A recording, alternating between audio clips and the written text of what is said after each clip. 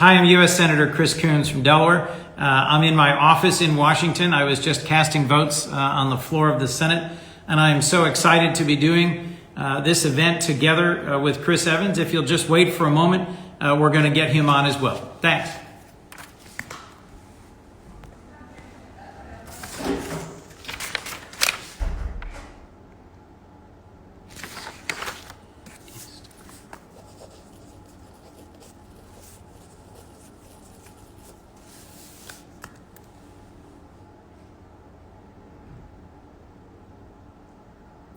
What you doing?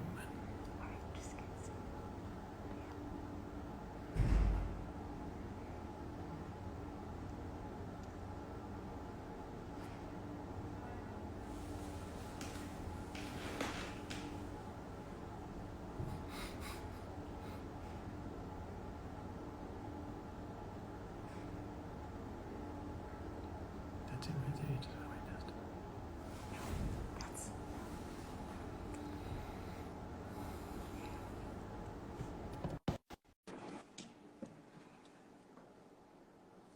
There we go. There we go.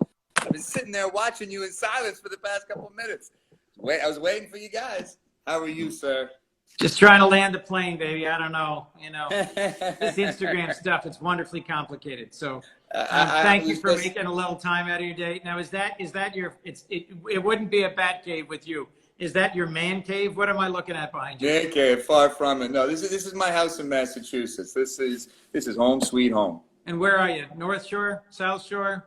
No. I'm actually kind of just west of Boston, little suburb. You probably haven't even heard of it. That's not true, actually. You might have. What do you think I'm going to do? I'm going to drop my address on this Instagram Live? Come on, Senator. You know better. Come on, people who are tuning into Instagram, they want to know the inside deal. They want to know stuff. Where does Captain America actually live? What's his secret address? Give me your phone number. Anyway, thank you for being on. What we're on to talk about today is this terrific new platform for civil discourse, for helping people connect with politics and with the issues of the day. It's called A Starting Point. Tell the folks who are watching, if you would, Chris, just a little bit about what made you start this. This isn't the sort of thing most folks with your success, your celebrity, decide to fix politics. Politics, most people just think it's a mess. Why would I bother? Yeah. What was your idea? Why'd you start it, and how's it going? Well, it's going well, thanks to you in large part. You know, you were our Senate sponsor. You're the reason we got in those lovely Senate recording studios. You come on, you were a big part of this. They're free. They're taxpayer funded. The studio's here. They're empty all the time. It was nothing, I tell you. Well, you made us feel very at home. Yeah, the reason was just, I consider myself a little bit of a news junkie, and I'm really into politics. And even I still have a really hard time finding basic, succinct information on a variety of issues. And I figured that may be one of the reasons why some people become disinterested in politics. Mm-hmm. I think it's a pretty daunting landscape. And I figured if there's a way that we can try to demystify some of these policies, some of these bills, and hear from a variety of opinions who are in Washington to kind of make the environment a little more welcoming, it could encourage participation. When we were first talking about A Starting Point, you called it Schoolhouse Rock for Adults. That's right. Explain for the folks watching, what is this? What does A Starting Point do? What's on it? And Sure. What do you mean Schoolhouse Rock for Adults? Sure. Well, Schoolhouse Rock for now that you've dated me, Schoolhouse Rock provided very digestible information, basic understanding of certain concepts that would be normally foreign to a lot of people. Mm-hmm. And like I said, I thought there was a little bit of a hole in the market for that. So the initial idea for A Starting Point was just Section 1, which is what we call Section 1 now, where it is basic questions, common questions the average American might have, being answered by at least 3 Democrats and 3 Republicans. Because I do think it's important to hear, as I said earlier, even if I took the time to find succinct information online, the next step is, well, now I don't just want the information, I want to understand the varying perspectives on this issue. What's the Democratic stance? What's the Republican stance? And even within those parties, there's a variety of opinion. So the goal was to not only demystify the issue, but then offer a spectrum of opinions. And then the more we went back there, the more we spoke to people, the more we realized there was more information that you guys wanted to offer that didn't quite fit into the mechanism of Section 1. And we figured, why deny that information. So we created Section 2, which is daily points, where elected officials can take 60 seconds and talk about any issue that means something to them. And then even further, we kind of figured that there was, one of the questions, as you know, when we interviewed you, the way we would always begin our interviews is, what got you into politics, name a great memory, and what can be done to reduce bipartisanship. And a lot of people for that third question said it's not as bad as the media would portray. They only do stories on the plane. No one covers the stories about the planes that land. So we wanted to show civil discourse when it functions properly. The fact that it happens all the time, every day. And it doesn't have to be this vitriolic. It doesn't have to be so polarizing. It doesn't have to be you versus me. Discussion can be predicated on, okay, I hear what you're saying. Here's where I disagree. Listening and seeing the commonality before seeing where we differ. So Section 3 is called counterpoints, where you have two elected officials who choose any issue they want to explore, and you do this structured back and forth, just to, again, not only examine the issue for the sake of the electorate, but return civility to the political discussion. So you challenged me 2 or 3 weeks ago to get a debate opponent for that part of it. I'm working hard on it. You got one? I was literally just harassing Ben Sass of Nebraska on the floor about it. Okay. I was teasing Todd Young of Indiana this morning. And one of the challenges here is making the time to actually record that kind of a structured, concise debate. I'd be interested in how you feel about the caliber. How's it turning out? What's the quality like in terms of the back and forth in that third section, that decision point section? I mean, that third section to me is the one that I think has the most potential. And it's so funny when we did so many trips back to DC, and once we actually developed the mechanism, once the site got up and running to the point that we could actually show elected officials the site itself, everyone's response was, that's going to be the one that we're all curious to see if it works, because it really puts elected officials to task. Now, in my humble opinion, I think every elected official should be able to stand by their opinions, debate them, defend them, listen rationally, show that they're a thorough thinker, and stand by their beliefs. But again, it puts you on the record, and it leaves you a little exposed. And this is why it's this tricky. We have to kind of gain momentum in a very gentle fashion. We have to provide comfort and trust to the elected officials, say, you guys can pick the issue, you can pick the person you want to debate. And it doesn't have to be this argumentative landscape. It doesn't have to, it doesn't have to be you're right and I'm right and you're wrong. It can just be this is where we disagree. And then, we can still find commonality even within that disagreement. So I would say that I think it's going very well. Two of the things, Chris, that I really liked within that structure, I enjoy doing town halls in my home state of Delaware. I'll stand on my feet for 2-3 hours and take questions from over 100 people. But that's a little hard to do day in and day out. You let us record whenever it works, whenever it's convenient for us. They're brief, they're concise, they're accessible. And we can also link to more information. So if I make an assertion in response to a question, you're going to get a concise answer from me. But then I can also link to, well, here's where to follow up if you want more detailed information. So I think we built an amazing platform that more members, governors and mayors, senators and congressmen, members of the House of Representatives ought to be taking advantage of. How many folks have visited a starting point so far?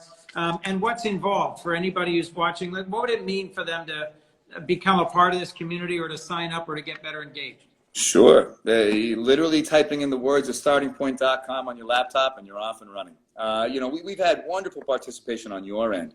Again, large in part thanks to you. You've been one of our biggest cheerleaders and really gotten a lot of people to jump in the pool.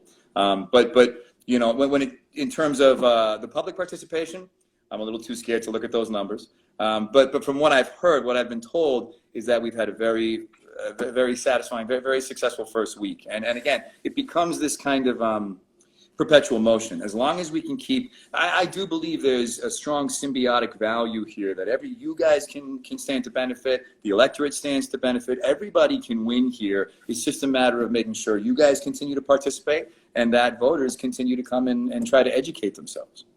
Well, my view, it's like a garden. You got to keep cultivating it.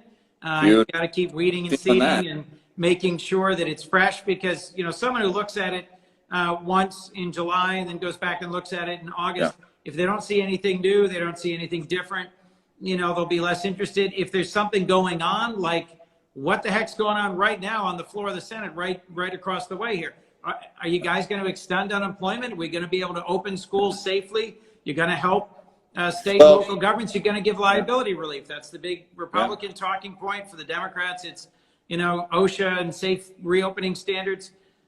I can tell I probably ought to record something, shouldn't I? I was just going to say, Chris, you can go on your app right now and just kind of download all of this. We'd be grateful. That's the reason we expanded into Section 2 and 3, because had we only done Section 1 starting points, it would have been static information. You could have gone on a weekend, processed every bit of information, and had no need to come back. So again, that's why Daily Points has been a very robust section where people are continuing to contribute. So please feel free after this. Just hit one little button on your phone, Chris. You will get a daily section out of me today.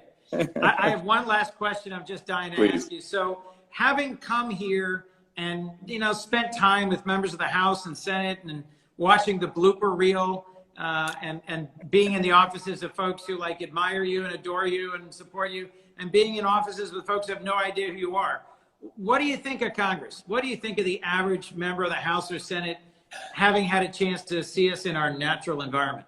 Sure. I'll tell you this. None of you knew who I was. None of you. There was no part of me where I was like, I'm going to coast on some fame waves here. Nope. You guys couldn't have cared less. Every person that came in was looking to their team of people saying, what is this? What are we doing? Who's this guy? Yeah, what's going on? What am I answering? Literally every person that came in was doing a favor for somebody else. It's the only reason they came in. But I was also really humbled. As I said, the first thing we ask everybody in those interviews is, well, what inspired you to get into politics?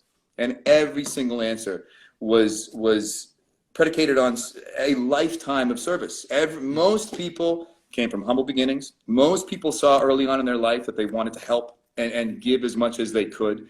I mean, it really is it's a bit of a thankless job. You know what I mean? Your life is this constant struggle. I find politics exhausting, and you guys got to do it every day. And again, nobody gets the whole loaf, so it's very hard to keep everybody happy. And you really have to be this North Star of understanding what's important to people is continuing to move the ball down the field. And that's full of little tiny concessions. And that's a tough pill to swallow. And it conflicts with the idealism that I'm sure got you into politics to begin with. But in order to sustain the will and the passion and the bandwidth, you have to see the bigger picture, and that takes a lot of focus and altruism, and for that I was really humbled and impressed. Well, Chris, it's a mix of the large and the small. Yeah. You can spend years trying to get something done and then finally seeing it happen, but you got to take joy in the small wins and in the little ways we're able to help people. I'm working hard on a bill that would expand AmeriCorps national service. And what's been encouraging to me is how it's gotten broad bipartisan support. Don't know if it's going to happen this year or not. Just got to keep grinding away at it. But you gave me a wonderful gift through a starting point. Johnny Isaacson, Republican senator of Georgia, was a dear friend of mine. He still is a dear friend of mine, but he's no longer actively serving in Congress. He's retired. He's home in Georgia. And when I was on the other day, I went and looked at what Johnny recorded months ago about why he was one of our first interviews. And he told this whole story about Kate Pusey, who was a Georgian, a young woman who was serving in the Peace Corps in Benin in West Africa. Unsolicited, he didn't know the family, he didn't know her. He stopped by her funeral and was so moved by it that he said to her parents, I'm going to get justice for your daughter. And I'd only been a senator for a year. And he came to me on the floor and said, I need your help. And the two of us went to Benin together in West Africa. And Johnny worked and worked and worked at that. And he ended up passing a law that has made every Peace Corps volunteer in the world safer in their service overseas. And I was really struck that in the decades of his service, that was the thing he chose. But it was about helping one particular family in the memory of one particular young American who'd been engaged in service. And in some ways that both gave me a wonderful insight into a dear colleague and friend, and was a reminder, you play Captain America, but in your work on a starting point, you've also lived up to the spirit of the character you play in terms of inspiring so many of us to share with the rest of our country what it is that makes us want to make a difference. So thank you. You've been a great partner and a friend in this. and I owe you a new daily point today. Hey, pal, we couldn't do it without you, but I'll hold you to that daily point. Thank you, my friend. Thanks for being on. Take care, buddy.